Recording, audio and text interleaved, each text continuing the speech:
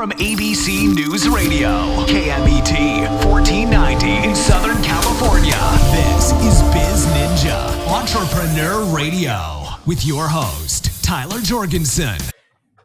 Hello, everybody, and welcome out to BizNinja Radio. This is your host, Tyler Jorgensen, and I have an awesome guest today, as opposed to those other guys. I've got Joel Erway from the Webinar Agency. Welcome out, Joel.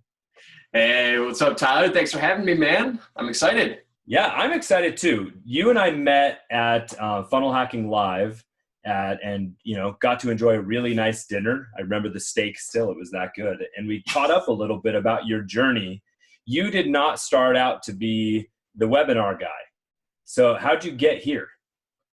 Oh man, it's pretty interesting. It's a pretty fascinating story. I've told it to a couple of people. I was just at an event in Orlando, and I told the story.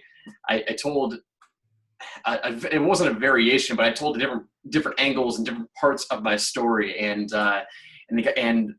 Jack Bourne, the guy who I was talking to, he was like, "Dude, that's amazing! Like, you need to tell that story over and over again." So I'll try and tell the abridged version, but I'll tell some parts that were pretty important. So graduated with a degree in mechanical engineering technology. So not even doing anything remotely close to that right now. Yeah. Naturally, the next step from mechanical engineering is website, webinars. Yeah, exactly.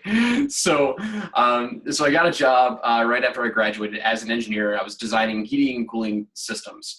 I did that for about 8 months and knew that I just couldn't sit behind a desk and draw CAD all day. So I got another job selling equipment to my former coworkers. So rather than designing, I worked as a sales rep selling the equipment that I was designing. Did that for about 5 years, and that was my first experience into the business world.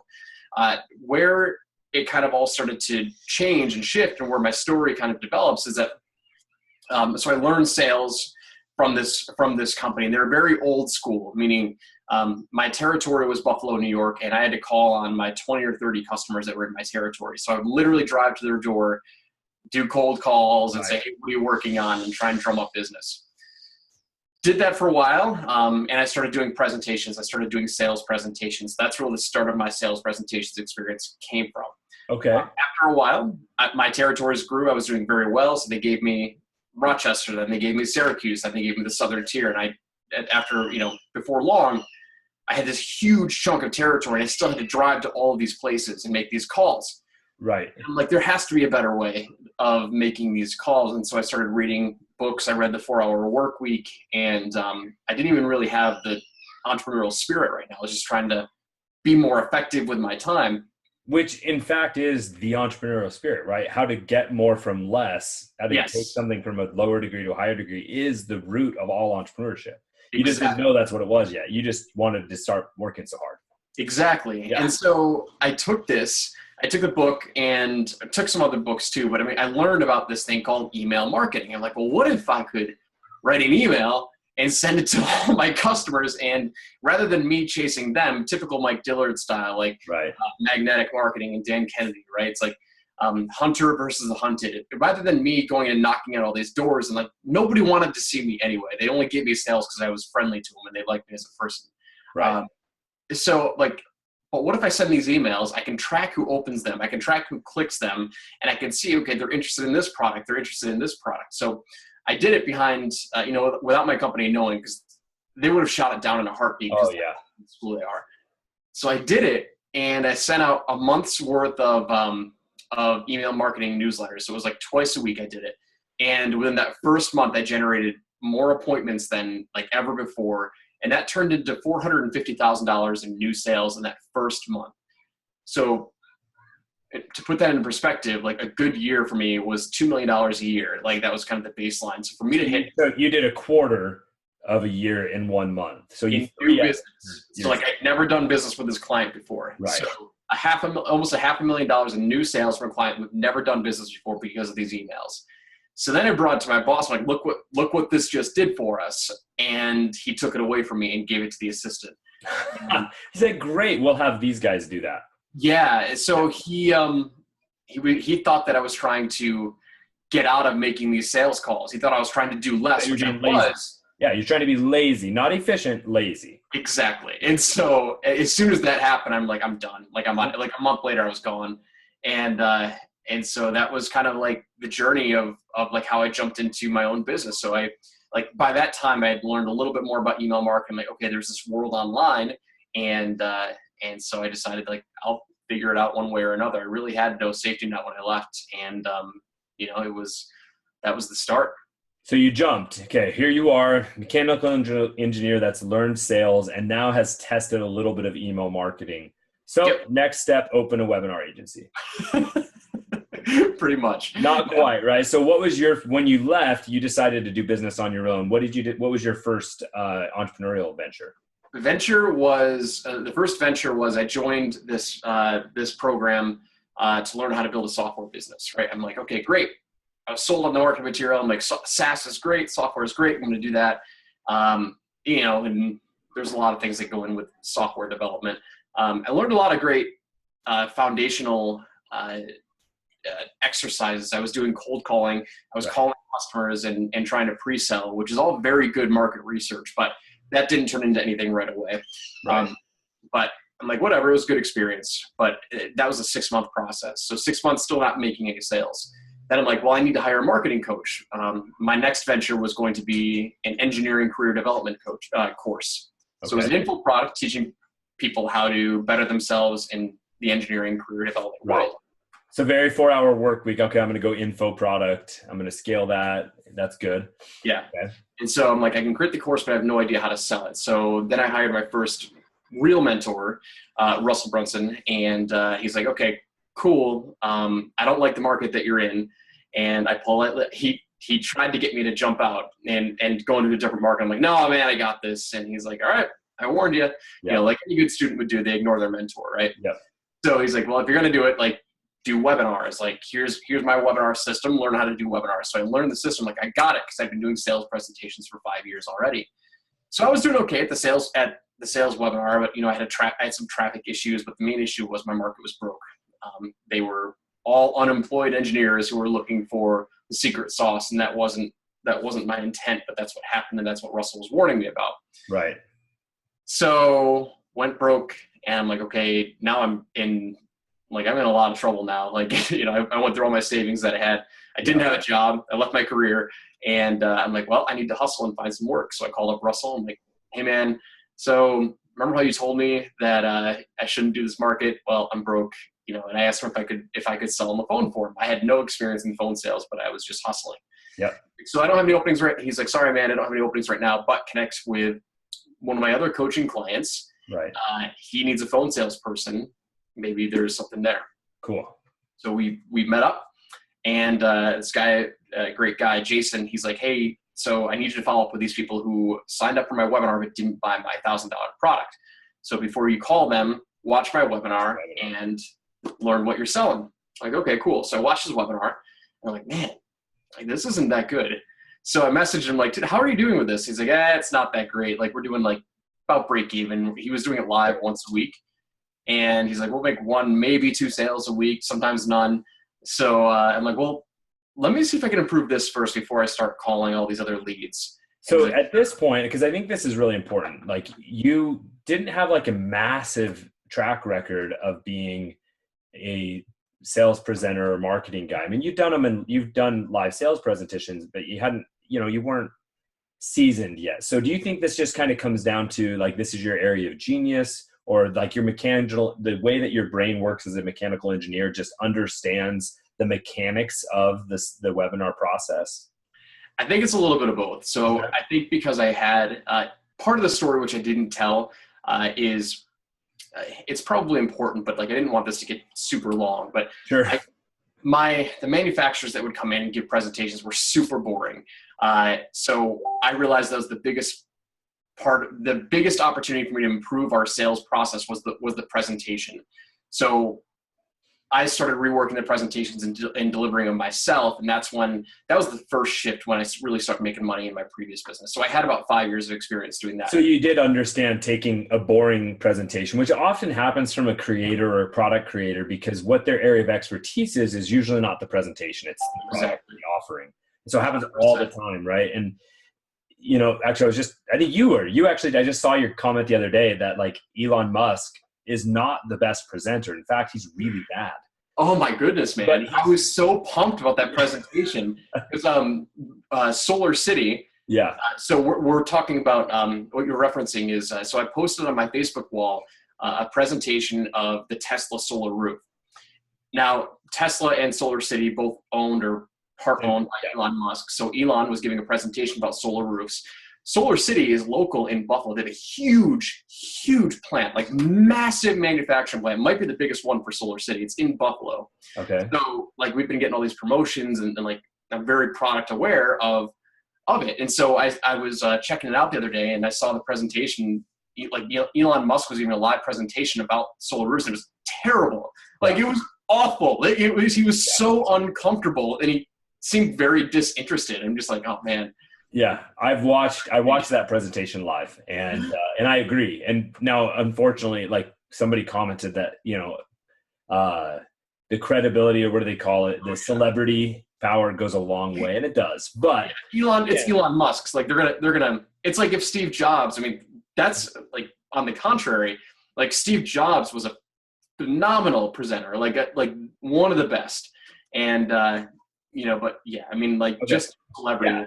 So you started understanding that there is a lot more to a webinar or to a sales presentation than presenting the information, right? And so tell me what happened when you reworked that one with the guy that you're going to sell for. Yeah, so he went from selling anywhere from 0, 1, or 2 per week to the first time that I delivered his presentation on his behalf, and there's something to be said about that too, but it's probably topic for another conversation. Sure. I reworked it and delivered it on his behalf. We did 14 sales the first time that I presented it, and so that went from making $1,000 a week to $14,000 a week. No other major changes in the marketing, no other major changes in traffic. The only new variable is shift in presentation. Yeah, nothing else changed. Nothing else changed. 14 or infinite improvement based on if no sales. So obviously this is what you do. And so you do this for people and you charge them crazy amounts of money because you deserve to. But what, like in the nutshell, is the difference between one of those webinars that did well and one that flopped? Yeah, so it's funny. I had 2 podcasts. I had a podcast interview earlier today on my podcast, Sold with Webinars, and we talked to somebody. I have 2 clients who were former infomercials. Like they have infomercials, which, dude, I don't know if you knew this, but like an infomercial costs $250,000 just to test. And like, that's not even going mainstream. That's like production costs. And we're going to see if it's actually going to work. My one client could only sell a $97 offer. Like they wouldn't let her sell anything else higher than $97. And she's like, I don't know how I'm going to make this work, but she did it. And we did her webinar. Her webinar is just destroying what the infomercial did. And so it's interesting to see like the 2 comparisons, but well, I think webinars in many ways are today's infomercial. And the big difference between them is that a webinar is something that it's kind of like someone opting in to watch the infomercial. It'd be like if you went to your TV and actually on purpose went to the infomercial channel, which I guess some people do. I've seen a few people's living rooms full of like every, product out there. But so yeah, I think I used to do a lot in the direct market space. And by do a lot, I mean, I would go to the trade shows and go to all that kind of stuff because I find it fascinating that the amount of investment that goes into a product launch when they can be so much more efficient using today's models of technology. And that's what you specialize in. Yeah. So to answer your question, you said, what's the difference between a low converting or non-converting webinar and a high converting webinar? It's if you're listening right now or you're watching and you've ever seen like the market awareness pyramid, where at the very top you have it's the smallest segment of the market, so it's the smallest volume of people, but they're most product aware, and they're really just either comparing your solution to somebody else's, or they're just about ready to buy and they're in the consideration phase, right? As you go down the market awareness pyramid, they go from being product aware and solution aware and problem aware to being unaware. That's where the biggest shifts and the biggest improvements can happen with somebody's webinar is, especially if you're the product creator and you're creating your own sales presentation. Most people are stuck at the very top because they're just so close to it.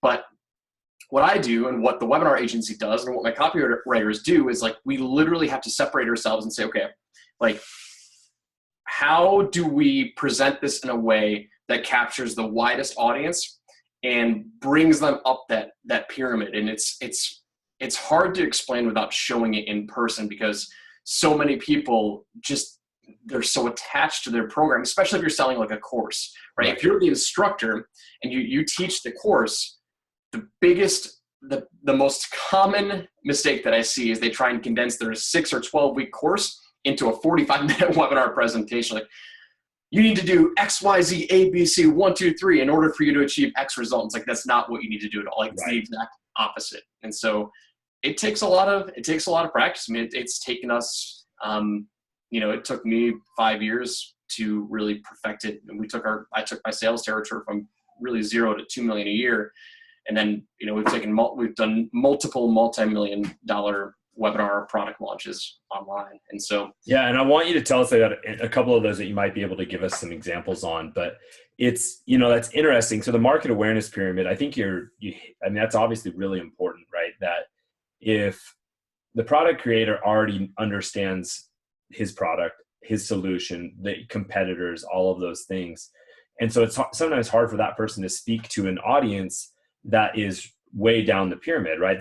And so that's what you're saying you guys help craft, right? Is saying, how do you get to approach somebody that's farther down the pyramid and get them up to the top and ready to make the decision? Is that right? Is that a good Yeah, and I can give you an example, a great example. Sure. Because we met at Funnel Hacks, I'll use Russell as an example. And I know he doesn't care if I share his numbers because he's sharing publicly. Yeah. So his webinar has done about 30 million in ClickFunnels sales right now. So if you go and you are targeted by him, his ads will not say, here's why ClickFunnels is like, so let me take a step back. The product that he's selling at the end of the webinar is software. It's website building software, specifically for e-commerce, info marketers, people who want to learn how to build funnels. Right. That's really, really important. If you were to have an ad that says, come see my webinar and I'm going to show you why ClickFunnels is awesome, he's going to have a very, very, very narrow market to market to. So what he did was his hook, he had a couple of different hooks that he tested. One was the depth of the website, because his concept of a funnel is what he latched onto. So he needed to educate people on what his solution was, a funnel. Right. But the problem that people were having was they couldn't make money online. So his hook, now he's at the bottom of the pyramid saying, hey, here's my weird niche funnel that currently made $19,000 a day.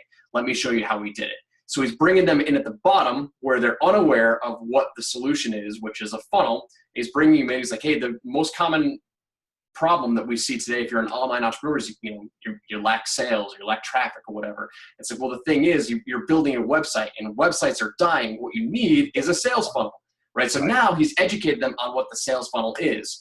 And so once he's got them to believe that they need a sales funnel to make money and websites are dead, he's like, well, the best way for, like, now that you know they need a sales funnel to make money, the best way for you to build a sales funnel is with ClickFunnels. So where most people are starting is they're saying the best thing you need is with ClickFunnels, but where the $30 million shift is much further down the pyramid. It's funny because when we talk about it, it seems really simple, right? It is the most difficult thing to do in the world. Yeah, because that one was easy because you and I both know ClickFunnels and we can understand that logic. But if I'm trying to sell something that I created, that I'm like, no, everyone already knows whatever. Like, you have to really strip away all assumptions of knowledge, right? And get down to the core. What's the very first domino? What's the first big thing? And that's what you build everything off of in your webinars. Is that right? Yeah. It's like when we take on a new customer, we'll send them an intake form and say, okay, answer these questions so we can start to get a better idea of like who their ideal customer is, where are they right now in the life cycle of, their decision-making phase. And then we hop on a call and quite literally we go in it with just the sole objective, just learning stories about how the product owner created this product and what their customers are truly looking for. And we ask a lot of like really, like, I don't want to say like dumb questions, but they're dumb to the product owner because your audience is dumb. They're uneducated. I don't say dumb as an insulting way. No, not in an IQ. No, but like owned, right? They don't own that product intelligence level. Yeah. Like they're dumb because they have no idea about your product. They're product dumb.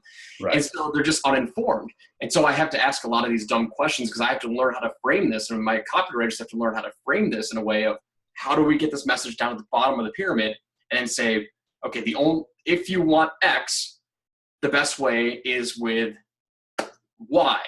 Now, the best way to utilize Y is with my product. So it's like you have to take them up a couple of different levels and conquer their objections. It's when done correctly, it's huge. So this brings me up to my next question is, webinars, I feel like took off over the last just 4 or 5 years. And there's a lot of people that I think whenever something goes from being obscure to being mainstream, right now people want to start calling them, instead of webinars, call them web class or call whatever. Obviously the name of it is something you have to just split test and see what works. But some people are saying, hey, webinars themselves are dying because people don't want to register and do that. And everybody I talk to, this is the funniest thing, well, their response is, I would never register for a webinar and actually sit there and watch. But data shows otherwise, right? So how do you address that, like that concept of either that webinars are dying or they're yesterday's news or whatever, you know the concept. How do you approach it? I love it because it's a good opportunity for me to be polarizing and just explain to people that like a webinar is just a tool, right? But what we're really doing is we're crafting a sales message. We're crafting a sales presentation. They use sales presentations all over the place. If for whatever reason, infomercials died and presentations died and PowerPoint was no more and Keynote was no more, right, we could still make a living because we're crafting messages, and crafting messages is the most important thing in marketing and sales. Like you have to know how to speak to your ideal customer. Right.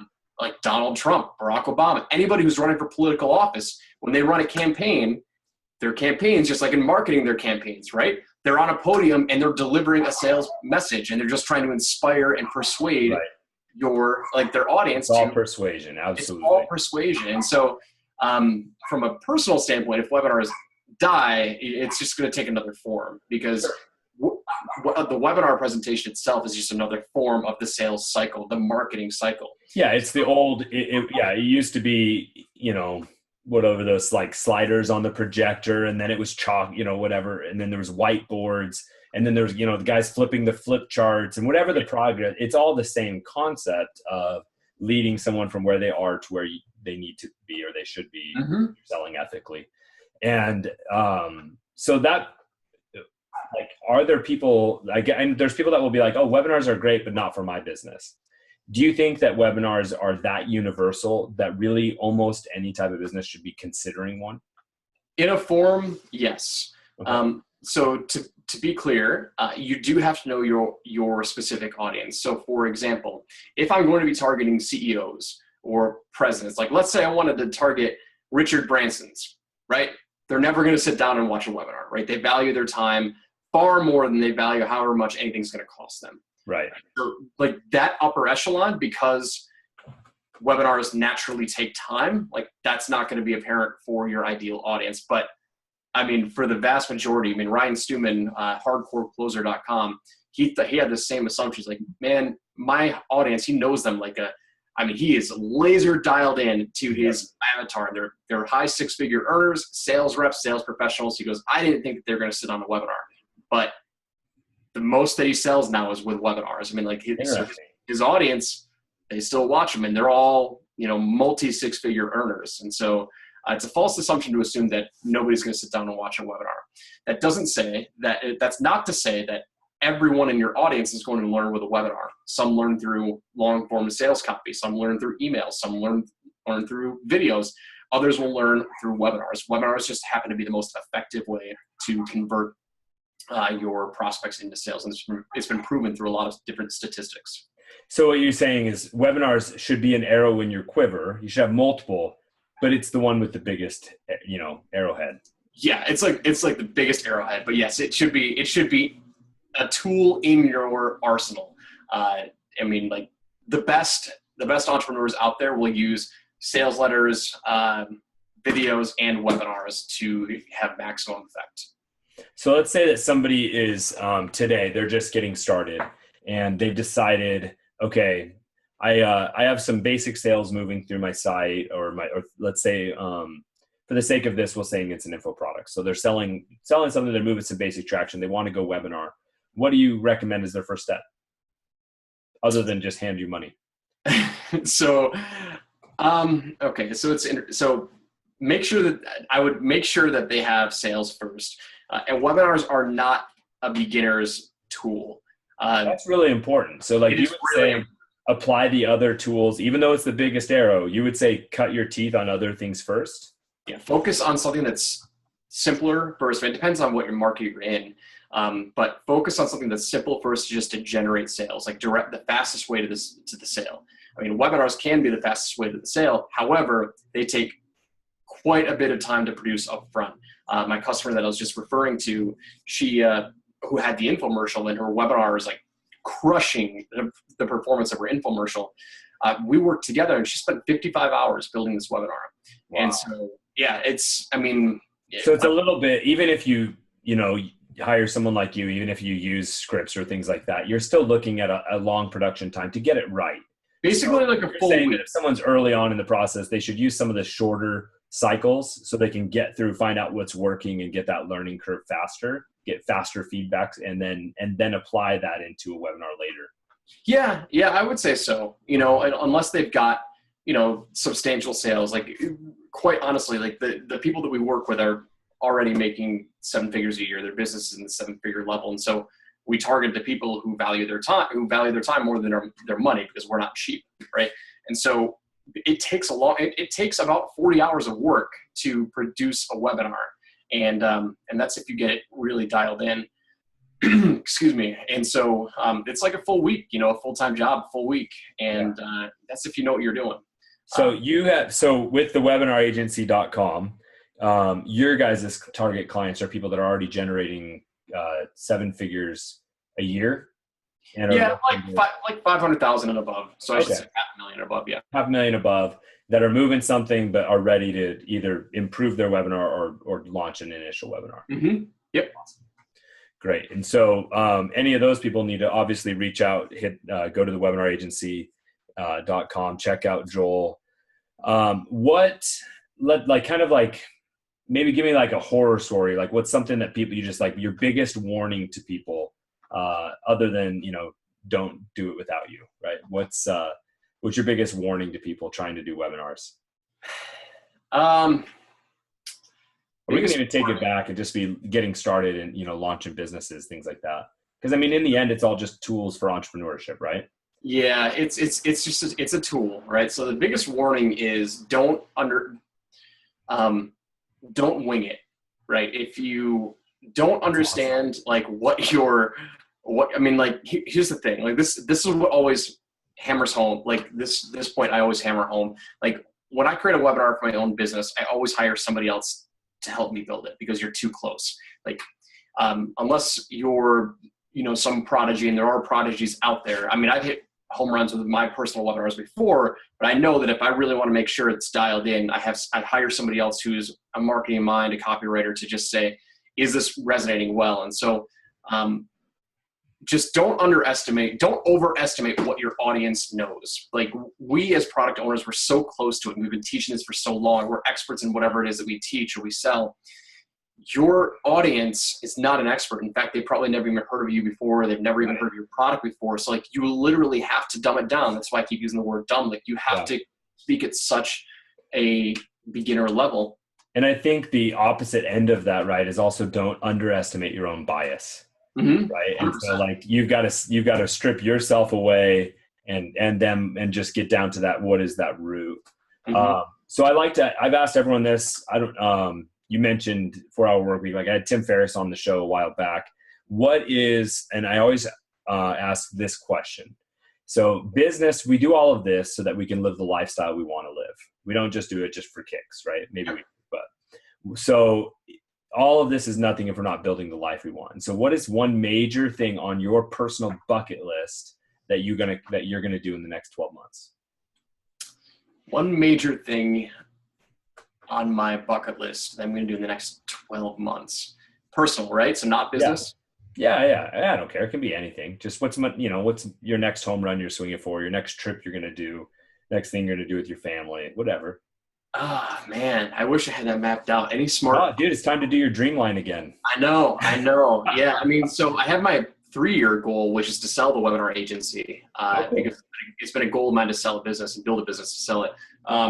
This is actually the book, I have it on my desk, The Built to Sell. It was literally written for me. This is all about somebody who creates a marketing agency and builds it around himself and not around the customer, not sellable. So that gave me pretty clear direction of where I wanted to take the webinar agency. And so we started hiring different people inside the business for strategic reasons, not just reactionary. Like, oh, we have a bunch of clients, you need to hire more copywriters. Like, right. Project managers now. You're building it so the company can function, without you and be sellable. Yeah, exactly. And so I guess personally, we just took a 3-week vacation. Just came back this past week to St. Augustine, Florida. Cool. And it was fun because I was in a different location, but it wasn't a vacation at all. So I couldn't remove myself, and that was a big fault in my business. So I hope that we could take another 2 to 3 week trip, because that was a lot of fun. And only this time I can actually have a vacation and spend it 100% dedicated with my family. So that's a personal goal. Totally understand that. Have made that vacation mistake before as well. So, well, good, man. I appreciate you coming out, and everybody, thank you for listening to this interview here with Joel Erway from thewebinaragency.com. We talked a lot about why webinars are important and why it's really just one of the many tools in your tool chest. So go out and do something. Thank you for listening to BizNinja Entrepreneur Radio with Tyler Jorgensen. Please make sure to subscribe so you're first to hear new interviews and episodes. If you found this podcast to be valuable, please share it with a friend. Don't forget to visit our online dojo at bizninja.com to claim your reward for listening to the show.